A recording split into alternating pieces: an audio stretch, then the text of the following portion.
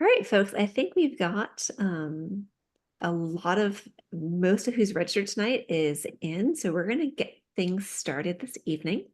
Good evening, everyone, and welcome. My name is Heather Nickerson, co-founder and CEO of Artifacts. And tonight I'm joined by my fellow co-founder, Ellen Goodwin. And we are here to talk about stories and stuff and how stories and stuff go better together.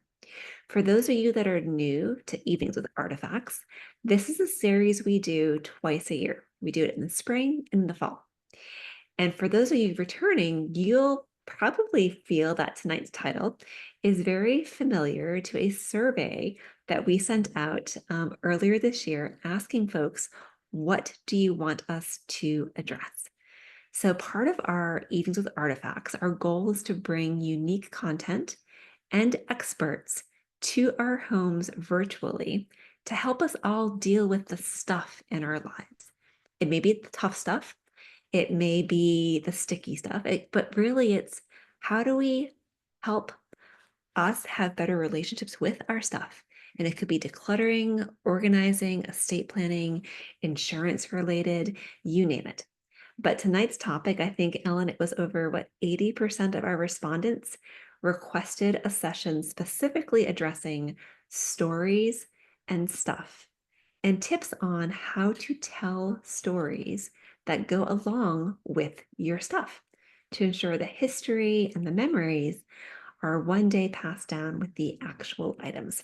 So that is the goal of tonight, to really dive into stories and stuff. As always, if you have any questions, feel free to pop them into chat at any point. We will have ample time at the end to answer questions, but if you have a burning question, feel free to jump in. And whichever one of us is not speaking, we'll be watching chat and letting the other one know there's a question. And we'll go through it that way. We have a very small PowerPoint presentation, which for those of you that are new, this is not your typical evenings. We typically have conversations, they go back and forth.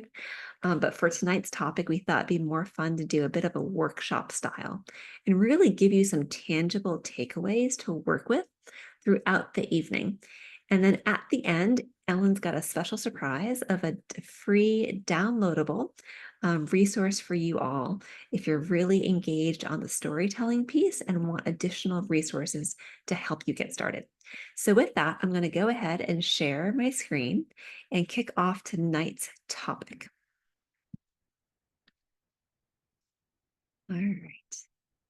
We love technology and hope that it works. All right, folks, hopefully you can see our title screen, Evenings with Artifacts, Stuff and Stories Go Better Together. Just a reminder, please pop any questions you have into chat as we go through tonight's conversation. So let's start off with what are we going to cover tonight? We're going to really dive into why stories matter. And we have some fun statistics to share with you on this. We're going to then go into the benefits of storytelling. I think a lot of times, Ellen and I, when working with clients, talking with other experts in the field, people often wonder, why does storytelling matter? Not just why stories matter, but why the actual art of telling the story. How can that help us as we go through and deal with our stuff, regardless of the situation? We're then going to dive into some really practical tips for how do you get started? How do you start writing and sharing your own stories? And how do you do that with a stuff-focused approach?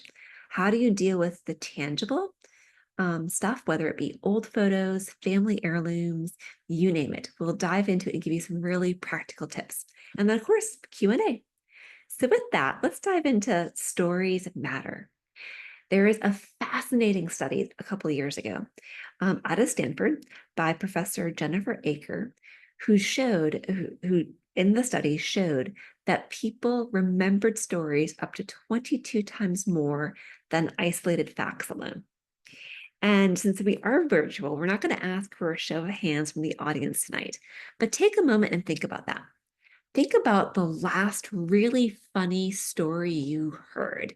You can probably remember it pretty well, some of the key details, what made you laugh, memorable moments.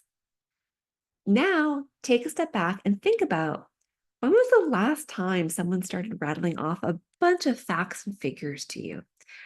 Think about maybe in a family situation.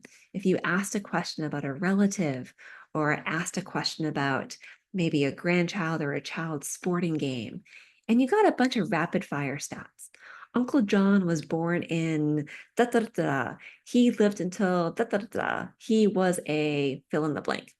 Or Susie played her soccer game against this team. She scored this many goals, you name it. Those facts and figures are much harder to remember than the actual story. When you start adding in those details, those funny quips or quotes, you tee it up with, it sounds cliche, but it was a dark and stormy night, or it was a cold and windy afternoon in DC. You start bringing people into the story and they remember it more, especially as you add in those details and you have that story arc. So that is why stories matter. They are much more memorable. And when you start thinking about maybe you're working with artifacts already, or you're thinking about how you want to artifact more, being able to tell the stories give a lot of meaning to the items. Again, whether it's old photos, family heirlooms, the stories help friends and family remember why this item matters to you. So, what are some of the benefits of storytelling? So, there's a bunch we have here. We picked kind of the top 7, and it's a wide sampling across different sources and experts. So, back in our days as analysts for the US government, Ellen and I would have said that this is derived from a body of open source reporting. So, suffice that to say, let's dive right into some of the top 7 benefits of storytelling. One is that it improves communication. And this is especially true when you think about your immediate family. Think about if you have an intergenerational family, parents, grandparents, grandchildren. When you're able to tell the stories, communication tends to flow much easier than, say, giving directions or giving directives. The storytelling really does help improve those relationships and it helps open up communication, lines of communication. It may be easier to tell a story than it is to, start sharing those kind of like I feel or I think statements. Stories can often be used as a way to teach or to express in ways that aren't sometimes as intensely personal or as intensely I focused as other ways. Stories can also help separate emotions and events. And this is similar a little bit to improving communication, separating emotions from events. Sometimes we talk a lot about those happy stories, those funny stories, and the emotion's evident when you're telling the story. You're trying hard not to laugh or smile. Those are the fun ones to tell. But we know from our experience that family history isn't always, happy and funny. You could have sad moments, you could have poignant moments, you could have really stressful moments. And sometimes being able to tell a story about it is much easier than, again, just telling the facts. Stories help sometimes separate the emotions from the events, which is why sometimes it could be months or years after the fact. You could be telling a story about what was a stressful situation, but it could become a funny piece of your family lore, your family history, depending on how you tell the story, depending what, in hindsight, what it's like to you now. So storytelling does help separate emotions from events. Storytelling also helps increase empathy and understanding. It's a great way to literally help others put themselves in your shoes. And it's very cliched. There's cartoons, there's, entire books and movies, but it's all that cliche of when I was your age, I had to walk uphill to and from the way to school each morning in the freezing cold with, the winds and the ice and you name it. And I'm laughing because it's very true. Like we've, at least growing up, I think Ellen and I both heard stories like this in our time, but it definitely helped us, I think, relate a little bit more to those family members telling those stories. And that's it doesn't have to be a story of struggle or hardship to have empathy and understanding, but stories simply help you better understand where a person is coming from. And again, why something may matter to them or what it may mean to them. Stories also help promote personal growth and resilience. So, when we talk about increasing empathy and understanding, the other side of that is the growth and resilience. And this is really great when we talk about, especially with children, with preteens, with teens, with young adults, being able to tell and share stories help them grow and become more resilient. It helps them develop anchor points to key events or key milestones that they can look back on and say, oh, wow, grandma or grandpa went through this and it was really tough, but they talk about how, in the end, it was really worth it. Or mom and dad shared the story about starting their company and the hard work it involved. And it really does help others understand kind of that growth and resilience. Storytelling also helps promote stronger memory retention. And this, I think, it ties back to that first slide, right? With a study at Stanford, you're able to recall those details in a story 22 times more often than just facts alone.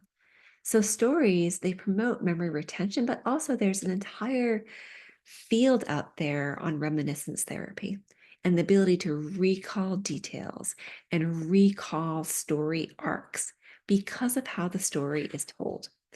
And for those of you that really want to geek out on this, we're happy to provide you additional resources, or even if you've got questions, feel free. We have, based on our work with AARP and the Age Tech Collaborative, and also our work on the brain health side, there's a lot of data that we've seen over the years about how storytelling does promote stronger memory retention. Storytelling also helps with emotional regulation and well-being. And what we mean by this is that, again, going back to that second bullet, how you can separate emotions from events, storytelling can help when you have that separation.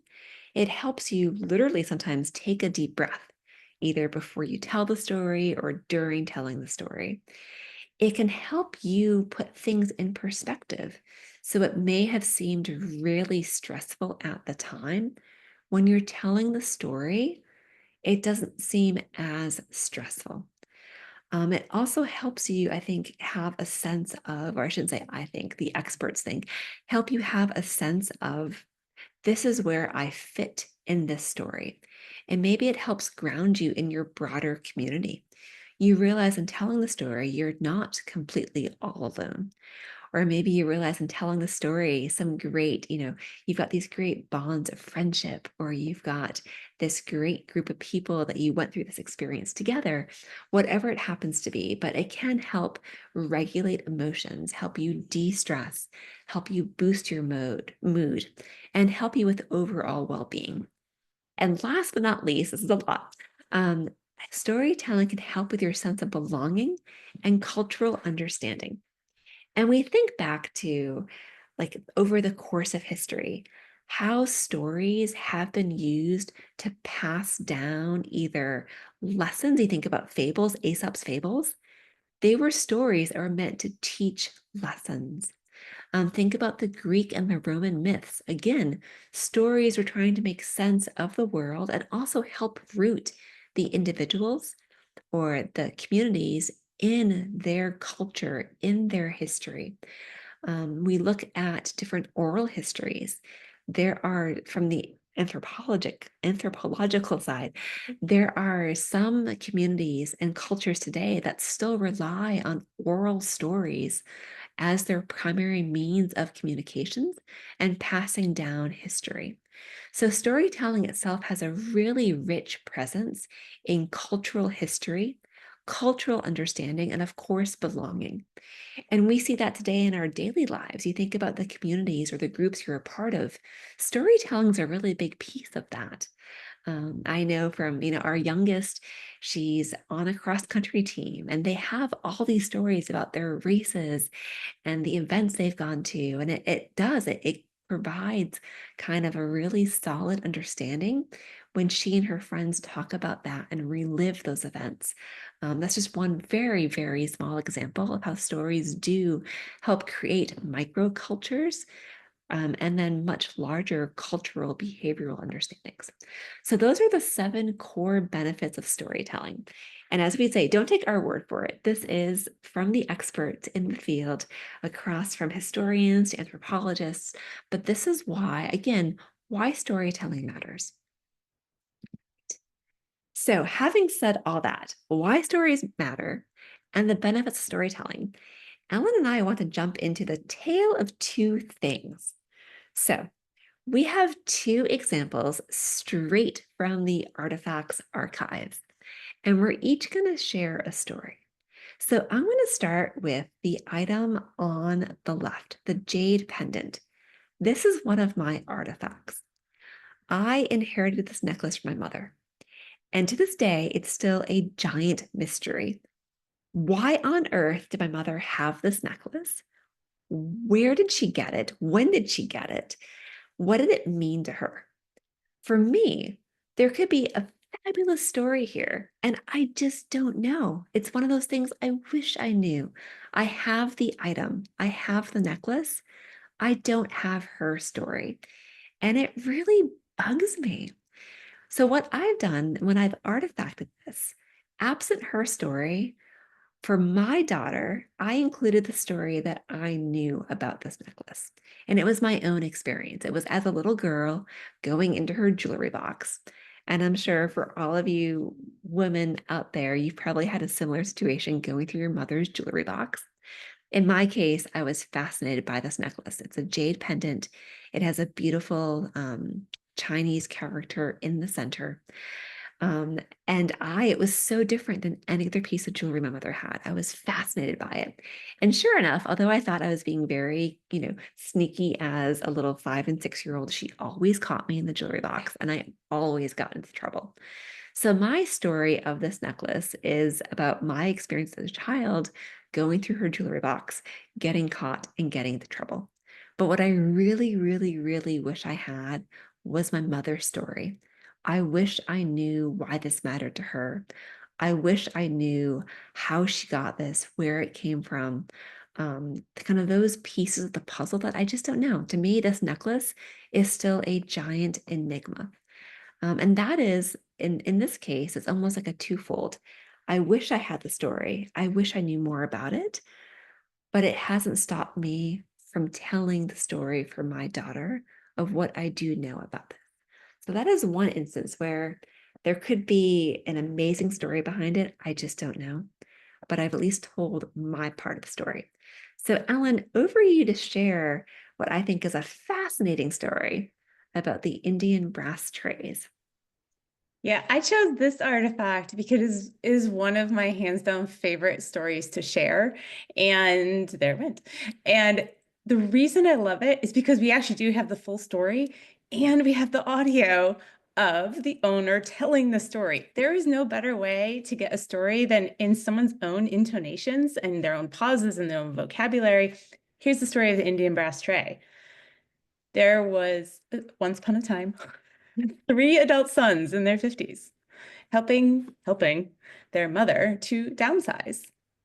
They were just as quickly putting things into the discard and donation pile as she's pulling them right back out, these brass trays included.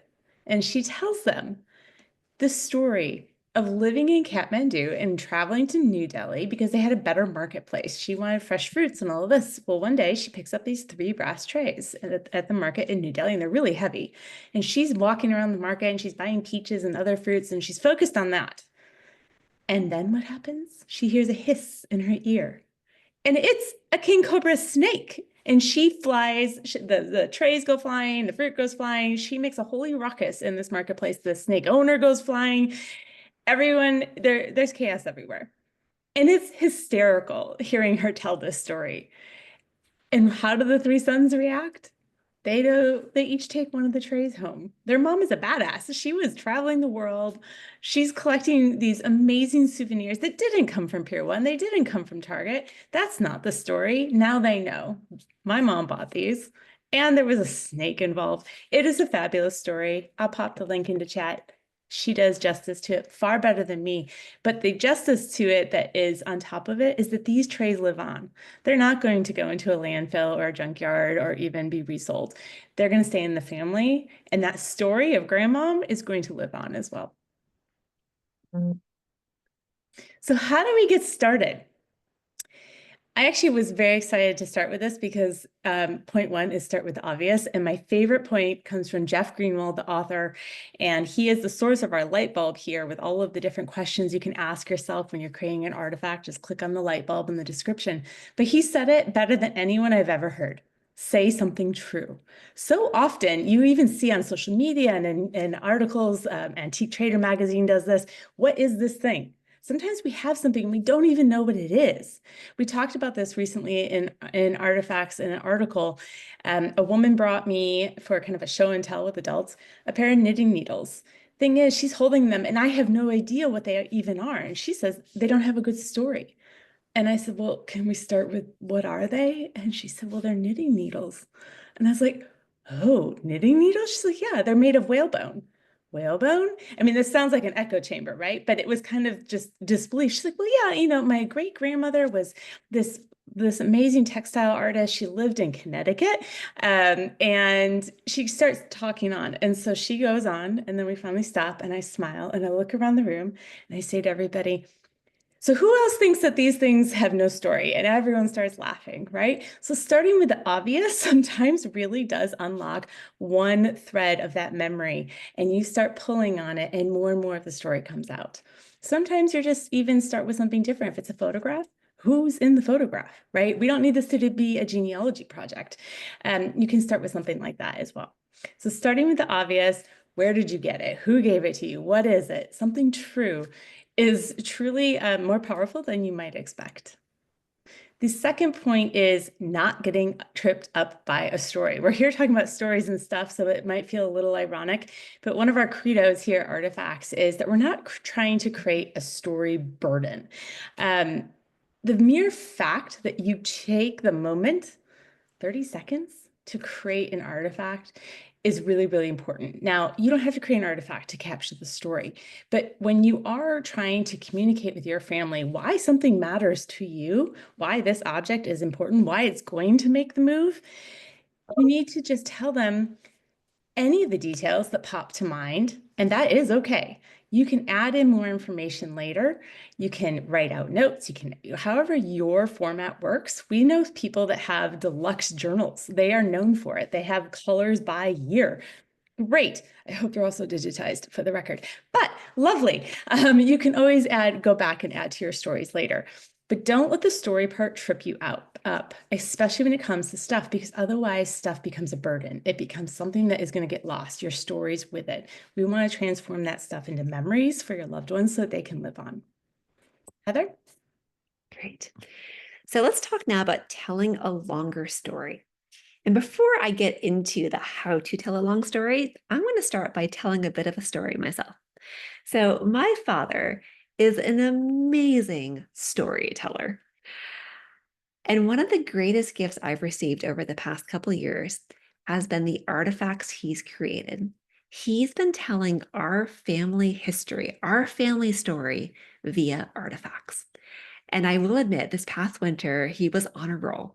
And I think it was probably a couple of weeks where I got an artifact every single morning when I woke up. Admittedly, he's an early riser, so he usually beat me to getting up and moving in the morning. And we're miles and miles and miles apart. So it wasn't like he was just next door. But I'd wake up, I'd have the artifacts notification, I'd get a story. So one of the more recent ones he sent was, in this case, a fabulously titled artifact, That Crafty Great Graham. And you can see right there, right before I even open the artifact, I'm really curious. Oh my gosh, what is this story? Crafty Great Graham. I can't wait to read that. You see how you can get hooked right then and there. That's the power of story and storytelling.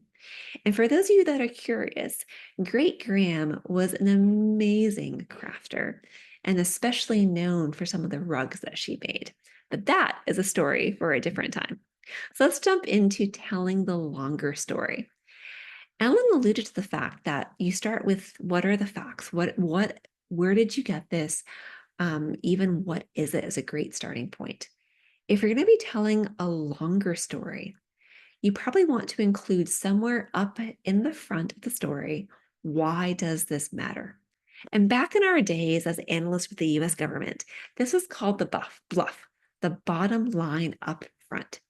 And that is still very true, even for, stories you're telling. At Artifacts, you can go on and tell, it could be 5 words or 5,000, we like to joke. If you're telling that 5,000 word story, give your family or your friends, whoever's going to read it, give them the why at the beginning, because it's probably going to get them hooked really early on and get them invested in the story. So when you're telling the longer story, include the bottom line. Why does this matter? Then start adding in those key details that Ellen referenced. Maybe start with the what, then the when, or maybe the who. You go through kind of like a reporter would, the who, what, when, where, why. You go through those W's and add the details. And the beauty of telling the longer story, at least with artifacts, you don't have to get it all right in the exact order at one go. You can always come back and work on it. So for some of you, you may be family historians or family genealogists, and you're doing research as you go. This is a great way to structure it. If you tackle one of those W's, the who, what, when, where, and why at a time, you can go back and add in details as you discover them about the object or the item.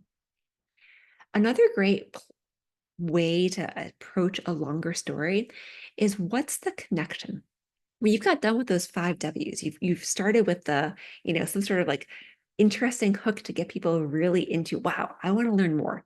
I want to learn more about crafty Great Graham.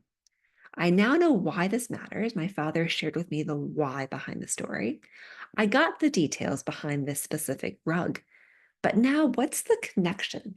How does it relate to other people, other objects, or other stories? And I will share, my father, once he discovered the at feature on artifacts, he was off and running. So it's really, if you have not discovered this feature yet, it's a great way to link all those connections. But I think in this artifact, he had multiple linkages to other artifacts already made, all about Great Graham. So it was really easy to see, all right, this is one example of the rugs. There's a whole separate artifact about how and why she started making the rugs in the first place. That's now linked together. So one story begot a second story, begot a third story. You start seeing those connections come together. Um, so what is the connection? And it may not have to be stuff focused. Your connection may be focused on people. It may be focused on places. There's no limit to how you can link those connections together. But when you are writing those longer stories, take a moment to think about those connections. How do you tie in either to present day, or how do you tie into other places, events, moments that those who are reading the story or listening to the story are going to remember and find relevant? That is, I think, one of the superpowers of being able to tell those longer stories is building in those connections. And then exactly the last bullet, consider adding in historical and or contextual details. And we'll say right up front, not every artifact is going to be a piece of world history today, but you never know what 20, 30 years from now may become a piece of history. When Ellen and I were first building artifacts, there was very early on, this is during the COVID years back in 2020, which sounds so strange to say, but there is a fascinating article in the Smithsonian magazine.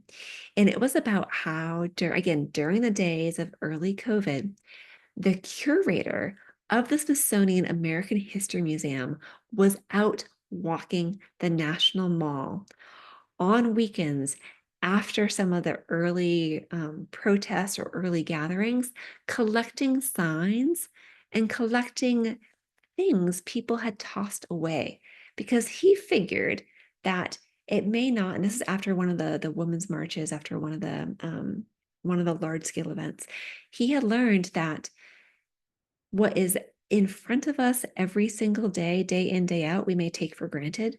But 20, 30 years from now, those are the items that will be in museums. They'll be giving context to what happened, way back then. They'll be a piece of our living history. So, although you may not think that, oh, this item today has any historical details or value, you never know what others will think down the road. So, again, that's why we stress, I think, a lot of artifacts is adding in those details as you remember them, as you have time to. And if you are working with an item that has historical details and context, adding that in at the front can really help the receiver of the story better understand. Ellen's got a great example from her great aunt Muriel, who really was Rosie the Riveter. She was a real deal Rosie. And Ellen, can you pop the link in the chat for our viewers? But it's incredible because she was so humble and so modest. And I think she was, what, 97, Ellen? Um, Ellen went Okay, and for the record, let me pause here. She was lovely. She was feisty. And I asked my cousins, was she always this feisty or is this like a new thing? She was always this feisty. Now you can continue because when the tears started, I was quite surprised. so Ellen flew out to be with her and to do a concierge artifacting session with her to preserve some of that family history. They knew that she had been very active as a welder in her community. But what the family did not know that Muriel never shared was she was actually during World War II, she volunteered to be one of the women welding the airplane parts because women's hands were much more nimble and they could actually get those really fine details in welding that the men just simply couldn't do. Add to the fact that the men were oftentimes overseas fighting in the front lines, and the women were at home having to take up some of that workload. So Muriel tells in her own voice how and why she welded. And the most amazing piece is that she had downsized, I think, 3 or 4 times. And through all of her downsizing, she had kept these antique, and I can use that word correctly, I believe, antique goggles and pamphlets that showed her on the cover of the welding pamphlet. And it's really fascinating because, Ellen, I remember getting a really excited call from Ellen after the first session with Aunt Muriel. She's like, you would not believe what my great aunt has in her house. And she told me the story. No one knew, just those goggles. If you can, I think Ellen popped the link in so you can see the goggles. The goggles that her aunt had, they can't talk. They can't tell you, hello, I was used by a woman to help weld airplane parts in World War II. The goggles can't tell their story, but they are a piece of living history, our collective history. And there's a phenomenal story behind it. But it really took Ellen sitting down with her great aunt, asking those questions. Again, the who, what, when, where, whys, the connections. Tell me the story about this and how is it connected to this? That pieced it all together. And then once great Aunt Muriel got talking, wow, the details came out and the history and the context. That's what made it a really phenomenal experience, I think, for the entire family. And Ellen, I think your family now, it's one of the favorite family artifacts, if I'm not mistaken. Oh, it is. And Aunt Mariel passed away about 6 months after we met, and we created these artifacts. And it was the first thing anyone asked for when she passed was being able to capture those stories and making sure they knew where they were and sharing them with the grandkids. Great. All right, our last pointer on how do you combine the stories and the stuff and telling the stories. We would be remiss if we didn't say, as you tell those stories and you add those details, please take care of the details and think about privacy. because although at Artifacts, everything is by default private when you create the stories and add the details, if you plan to share, we like to say just think before you click, think before you share. Balance details and privacy. If you're including an embarrassing detail or a sensitive memory, maybe ask your loved ones first before you put it in writing and decide to share the artifact widely with others. If you're simply doing it for yourself, fabulous. Have fun. But just think about others and how others may react when you're telling those really long stories that may have sensitive information. And then if you plan to make the artifact public, we do have, again, some family historians and genealogists that like to crowdsource details. Ellen herself did this with a ring from, I believe it's her grandfather from the Korean War. They had tremendous success finding out what the insignia on the ring meant by sharing the artifact into a Facebook group dedicated to Korean War veterans. But again, if you plan on making the artifact and the story public, consider avoiding addresses, full names, birth dates, and other sensitive information. This is simply to protect your privacy, because at Artifacts, we are first and foremost privacy and security, because it's your data, your information. So again, as you start to tell those long stories, just consider the details and whether or not they're sensitive and whether or not the individuals who are involved in the stories may want that information shared or not shared. The other thing we want to bring to your attention if you're using artifacts to tell the stories tagged to the stuff is that we have the in the future field. And we have several fields too that also have that padlock, that privacy padlock. But it's a beautiful thing when you're telling the stories about the stuff. Take a moment to think about what do you want to happen to it in the future. This may not seem to be an obvious part of the story of like what happens next to this item, but trust us, it's a really key component because one day that stuff is going to outlive us. And you think about going to museums, right? We're looking at historical artifacts, things that have long lasted beyond their original owners. So when you think about your stuff and your own artifacts collection, it really is like a mini museum to your stuff, to your stories. So take a moment to fill out the in the future field and give your family a roadmap. What happens not only next to all the stuff, but all the stories that go with it. So having said that, we're going to pause for some questions from you all. There's a little hidden story here on this last slide. So you see the picture of Ellen and I. You may think, without knowing the story, this is the two of us in Venice. And maybe you think we had this great trip to Venice as co-founders, and you can imagine a wonderful story.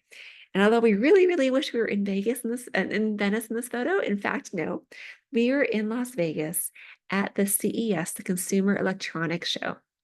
Our team at AARP brought us to Vegas to be part of the Age Tech Collaborative and represent Artifacts at CES last year. So this photo is not from Venice. It is from the Venetian in Las Vegas while we were on a work trip representing Artifacts at the largest consumer electronics show in the world. But that is really just to show you, again, the power of story. If either one of our daughters found this photo years from now and we had not artifacted it, we had not told the story, it's quite likely our daughters might have been like, hey, when did our moms go to Venice? And they went without us. Like, how rude. What were they thinking? No, dear daughters, we were in Las Vegas on a work trip. We promise. So with that, I'm going to pause for questions and then I'm going to pop over before it ends and show you all timeline feature and also our ability to make custom books with your artifacts. You want to take your storytelling to the next level, but let's pause for some questions first. Ellen, what do we have? Well, I do want to contribute that I did go to Italy cycling without my daughter, and she has not let me live it down. So do watch out for that. We do have one question, which is, Is there a limit?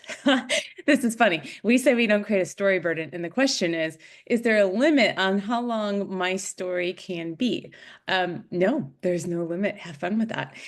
We do have a partner, a kin, who we have on our website, and you can share your artifacts with a kin, purchase a book, you choose a template. She's a designer. She lays out your artifacts in that template, and then she sends you the proof, sends you the books. If you're going to do something like that, because of layout restrictions in the book, we do have guides in our FAQs about how long you might want to have as a word limit for your book purposes. So that's one thing. And in that case, I do want to flag a new feature we released, which is another private field. It's called private notes. Where I grew up, there was this radio show. I think it was called The Rest of the Story. The guy's name was Paul Harvey. I can hear his voice. And the private notes are kind of the rest of the story, the things you aren't ready to tell or aren't ready to share. So you could always put more of the story there as well. Heather, you want to take this? It's also it's a problem to type a longer story on my phone, where a lot of my first captures where I think they mean where they first create artifacts. Is there a better way to get a longer story like voice texting or similar? Sometimes I put in a few words and then I finish on my desktop. Heather? That is a great question. And I think you might have heard us talking about, I think in both artifacts, Muriel and in the brass trays, how there's audio.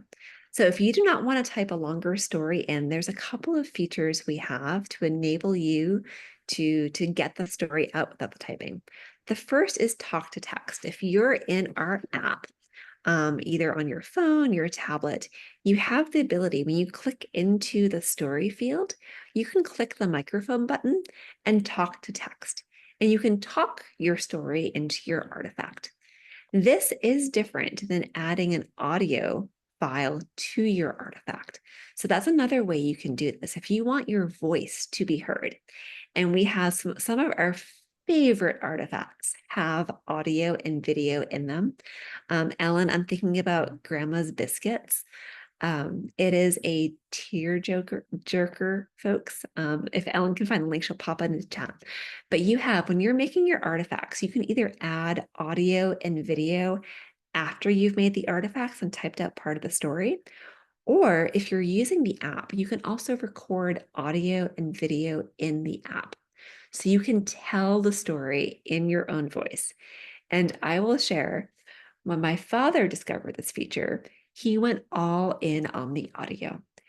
And to this day, one of my daughter's favorite artifacts of all times is Grampy telling the story about Danny Dog, this black lab we had growing up, who was rather naughty and went on adventures all over the neighborhood. And to hear my father tell the story about Danny Dog, it is hysterical. And what's super funny is I think the actual story in the artifact was like 3 words, like listen to Danny Dog or whatever the actual words were. I think there were like 3 typed words in the artifact, but he attached multiple audio files to tell different stories. So it's really easy to have audio if you don't want to be typing out the story. And it's also really easy to be able to talk to text. If you don't want your voice, I know some people are really shy about having their voices or videos, you can talk to text and do it that way. So there are definitely ways to get around having to type it out. And I will just share that personally, I start an artifact on the app with a story, and I might type a sentence or even a partial sentence. And then I switch over to my laptop where I am much more comfortable typing on the keyboard. I am horrible at typing on my phone. There we have a question that's teeing up something interesting. I can't wait to see how you answer this. What if I don't know the origin of the object that I find in my parents' collection of stuff that's been left behind for me? Any ideas on where to start? It can be overwhelming as I don't know what it was to them, just what I remember. That's a great question. Um, And I personally found myself in this situation going through my mother's stuff. We uncovered a lot of mysteries. Let's just put it that way. There was stuff that we spent months looking for, convinced she had, and never found. And then there are things that we found, like that jade necklace, um, that no one knew what it was or where she got it. Love my aunts, no help whatsoever. So I think if you end up in this situation, if you end up inheriting a bunch of stuff from your parents or maybe grandparents, and you just don't know, I would say start with what you do know. Like back to one of the points Ellen made earlier, start with something true. In my case, and using the jade necklace example again, for me, it was I knew nothing about the origin of that necklace. However, I had my own memory very vividly of sneaking into the bedroom when I was really young, having to like step on the first shelf of the built-in bookcase to reach the jewelry box to open the drawer to get the necklace out. And then how I would try to like unlock the clasp and put it on, and I never could because, I was 5 years old and couldn't figure out the necklace. Like that whole part of the story, that is now part of the story for my daughter. So she knows that I love this necklace. I always got caught when I was trying to view it or play with it. And really, as a 5-year-old, I should not have been playing with it. But by starting with something true and starting with my piece of the story, that's where the story starts. Maybe one day I'll uncover what is the origin story. But even if I don't, my daughter at least knows what is my memory, what does this matter to me. So if you're stuck in that situation where you've inherited a bunch of stuff, what memories do you have of it?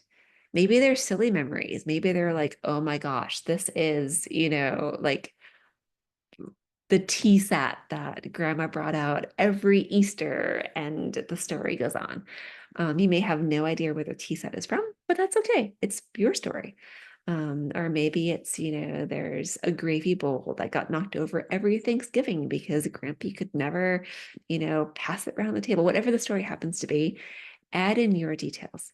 And if you simply don't, if it's something you inherit that you have no memory of and you don't know what it is, that's where we will have a new product feature coming out in the months ahead. Ellen, I promise I won't unveil any state secrets here, but we do have we do have a feature in the works to help us all figure out what on earth is this, and is there any historical or relevant information. So I will leave it at that, but we do know this can be a problem, and we are working on a way to make it easier to help you source that information. Um, that is very well said. So we do have a feature. Follow us. I put all of our links in for social. Follow us. The new feature is ready. It will be released to our Arty Unlimited members as well as to our Artifacts professionals, because it will expedite, as Heather said, what on earth is this? And even, is it worth anything at all? We want to make it a lot easier for you to go through these things and make better decisions about what's next for it all. And we did preview this. So Stephanie in chat is saying she saw a sneak peek at the NAPO Summit. She sure did. It's coming very soon. As you might know, Heather is our illustrious CEO, and she can spin circles around anyone on finance, legal, insurance, and everything else to run a company. And I work with our product and engineering very tightly. And so we have this in lockdown for a few more weeks, but it's coming soon, I promise. And I do want to note that Sheila noted in comments, if you want to be a detective and it's a really unique item, you can describe it on the internet and search images for similar things and where they originated. Yes, you can. That is one of the, I think, positive benefits and uses of AI that you can do today. Chat GPT or Google Lens. So and there's also, I think back to the example we shared earlier, um, Ellen with her grandfather's ring from the Korean War, popping the artifact with the link into the public Facebook group yielded results. I think in under 10 minutes, they had an answer of what it was and what it meant. So there's a lot, I think, of public crowdsourcing you can do if you're really stuck on what is this? And where do I go from here? And we've had several genealogists share similar examples of they were completely stuck and then they shared it into a genealogy group. And within, a matter of minutes, they had answers, which is really exciting to think about.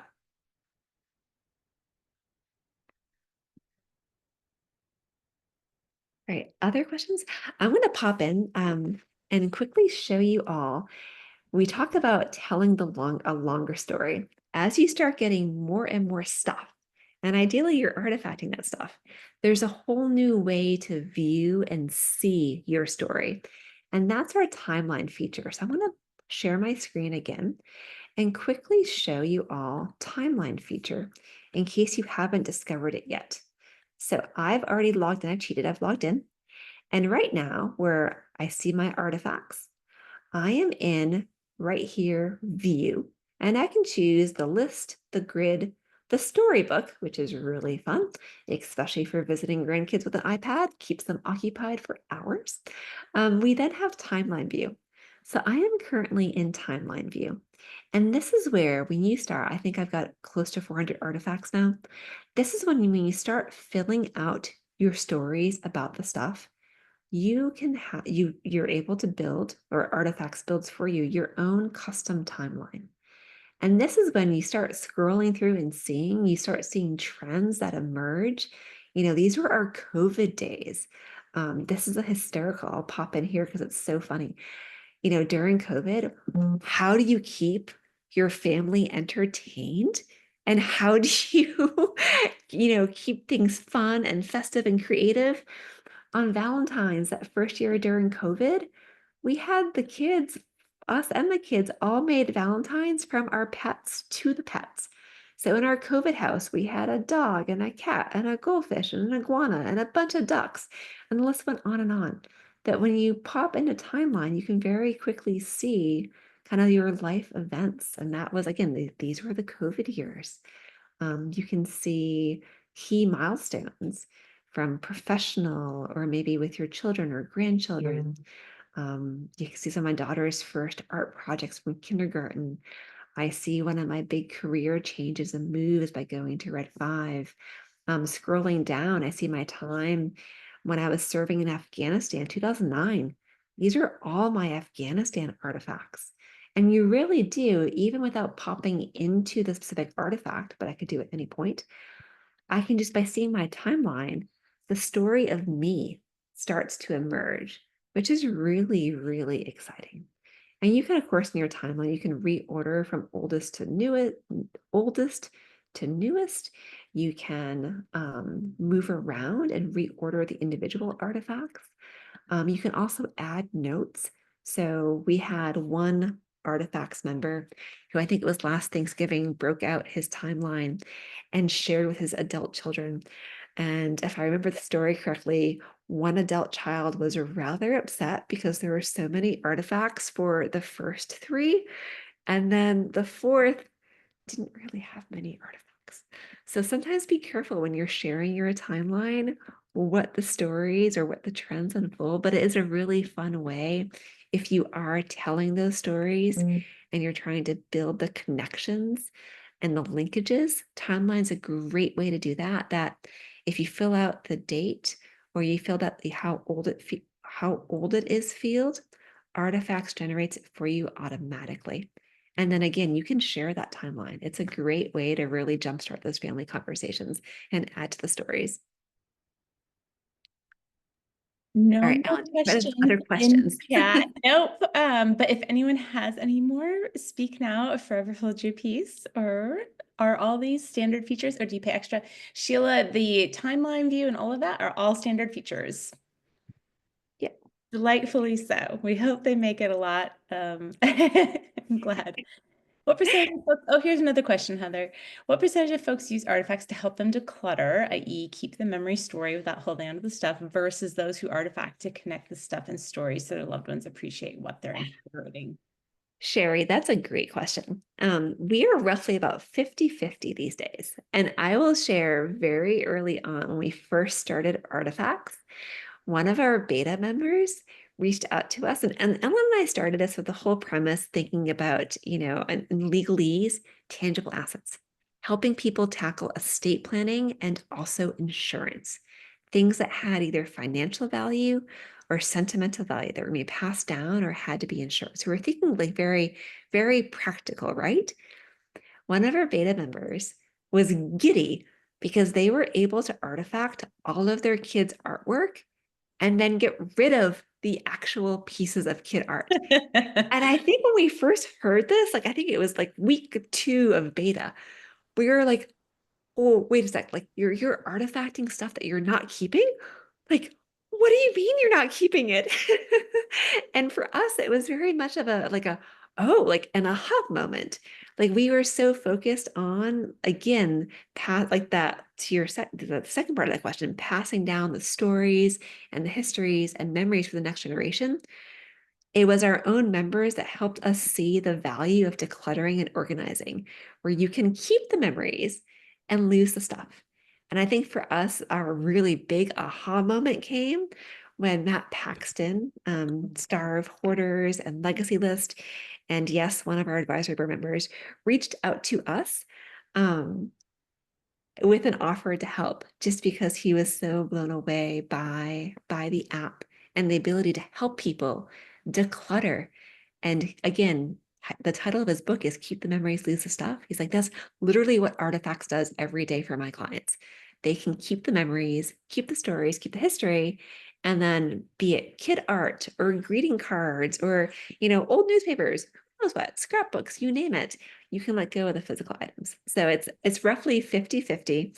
And that's held pretty consistent since our launch. So I want to say, to Sheila, I love that she's sharing with its sentimental downsizers for sure. I just spent the afternoon with a moving company, and that's what they're trying to help people that are moving. They're like, we need to get you ahead of this move. What's actually going to make it on the truck? First question, because you should have already answered the second question, which is what will actually fit where you're going, right? So place planning and really there's a lot of tough stuff in life that we hold on to because it represents so much more than what is obvious on the surface. And I beg you all, one of my favorite articles, one of my favorite stories, because who wants 300 miniature pianos? And it comes from one of our community members whose son-in-law bought her a membership to Artifacts, and she's prolific artifactor because he said, all that stuff is not coming to my house. So she artifacts a perfect blend of that question. Her daughter, in her account settings, this woman has put her daughter in a position where she sees every artifact she creates. Her daughter calls her, she texts her. They're having conversations in real time where she's saying, Mom, no one wants that. Yes, I want that. Right. So they're having really great conversations as they're artifacting. And it's priceless. And then we did recently add a testimonial because we couldn't resist. I know time's up. But the woman said one of her favorite things is when her daughters ask her to create artifacts because they've inherited items and they don't have the stories. So she's kind of getting pushed by her daughters to create new artifacts, and she loves it so much. So it makes us really heart happy. So we are, folks, we are at time. We will, like with all of our evening series, this will be posted to YouTube, our YouTube channel tomorrow. I think Ellen's already popped those links into the chat, but you can watch past episodes on our YouTube channel. You can also stay tuned for our follow on in the series. Next week, next Tuesday, 8 p.m., we are bringing you experts to help you tackle all of life's what ifs. So we will have the CEO of Trustworthy, which is a digital vault company. So if you're thinking about paperwork and all that really critical stuff, we'll have Matt here to share some tips for handling that. He'll be joined by Rachel Donnelly, who is the co-founder of who is the founder of Afterlight and co-founder of PALS Professional After Loss Services. She'll be talking about the things we don't like to talk about, but in a really fun and enlightening way. So if you're thinking about kind of those end of life planning, how do I make sure I don't leave a mess for my family, my friends. Rachel will be here giving us some really great tips on how do we have those conversations now. And then we've got one other special guest as well. So we'll have a panel next week to talk through kind of all of life's what ifs and how to be prepared and ready for them. This was our number 2 most requested topic this year's spring series. Ellen, yes. Do you want to jump in? I'm just answering the question in chat. Keep going. You're Oh, lovely. sorry, you want to jump in. I'm putting the download again in chat. Basically, we have covered this topic so often because it is the #1 requested topic. How do I tell the stories behind the stuff in a way that people will hear me, whether or not it's artifacts? So I put together a one-pager where it's like our top 5. We have too many to put up. So I put our top 5 most popular articles about stories and stuff. And some of them are kind of on the inspiration side as well. So I put that all together. And I'm putting it into chat. I hope you all have a great evening. Yes. Thank you so much all for joining us, and we hope to see you next week. Good night.